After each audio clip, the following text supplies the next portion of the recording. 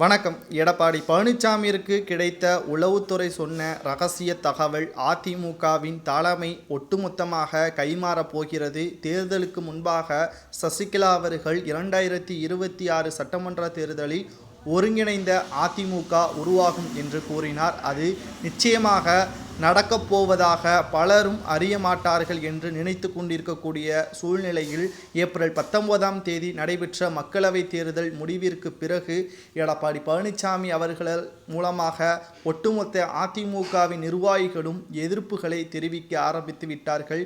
தேர்தல் முடிவுகள் வெளியாகும் முன்பே அதிமுக தோல்வியடைந்தால் அதிமுகவின் நிர்வாகிகள் தலைமையின் மீது விசுவாசம் இல்லாமல் கடமைக்கு பணியாற்றியதன் காரணமாகத்தான் தோல்வியடைவும் என்பதை வெளிப்படையாகவே எடப்பாடி பழனிசாமி அவர்கள் பேசியதில் இருந்து தற்பொழுது வரை எடப்பாடி பழனிசாமிற்கு எதிர்ப்புகள் அதிக அளவில் குவிந்து காணப்படுகின்றன.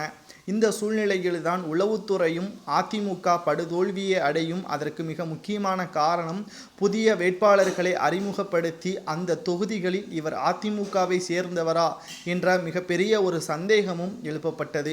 அதிமுகவை வேட்பாளராக அறிவிக்கப்படக்கூடிய நபர் அந்தந்த தொகுதிகளில் மக்கள் மத்தியில் பிரபலமானவராக இருக்க வேண்டும். ஆனால் எடப்பாடி பழனிசாமி அவர்கள் தேர்ந்தெடுத்த அனைத்து நபர்களும் பணக்காரர்கள் என்ற ஒரே நோக்கத்துடன் தான் அவர் செயல்பட்டாரே தவிர அந்தந்த தொகுதிகளில் பிரபலமானவரா அல்லது சேவை செய்யக்கூடியவரா, தொண்டு நிறுவனங்களை நடத்தி அதன் மூலமாக மக்கள் பயனடைந்தார்களா என்ற எந்த ஒரு நோக்கமும் இல்லாமல் ஒரே இது பணத்திற்காக வேட்பாளர்களை நிறுத்தி அதிமுக தோல்வியடைவதற்கு வழிவகுத்து விட்டார். இது மாவட்ட செயலாளர்கள் பலமுறை எடப்பாடி பழனிசாமி அவர்களிடம் கூறிய போது கூட இதை ஏற்றுக்கொள்ளவில்லை என்பதை நாம் இந்த வீடியோ மூலமாக பார்த்திருக்கிறோம்.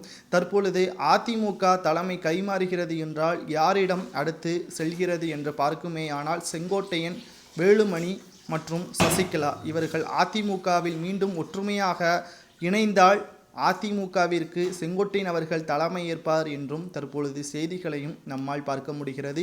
இல்லை என்றால் தேர்தல் மூலமாக நடத்தப்படும் அதில் சசிகலா அவர்களும் கலந்து கொள்வார், செங்கோட்டையன் அவர்களும் கலந்து கொள்வார், வேலுமணி அவர்களும் கலந்து கொள்வார் என்ற சந்தேகமும் தற்பொழுது எழுகிறது. ஆனால் நிச்சயமாக ஜூன் 4ஆம் தேதிக்கு பிறகு அதிமுகவின் தலைமை மாறுவது உறுதி. அதில் எந்த ஒரு மாற்று கருத்தும் கிடையாது என்பதை தற்பொழுது செய்திகளையும் நம்மால் பார்க்க முடிகிறது. இது எடப்பாடி பழனிசாமி அவர்களுக்கு மிகப்பெரிய ஒரு தலைவலியாக அமையலாம். ஆனால் இதில் எந்த ஒரு மாற்று கருத்தும் கிடையாது என்பதையும் நாம் இந்த வீடியோ மூலமாக பார்க்கிறோம்.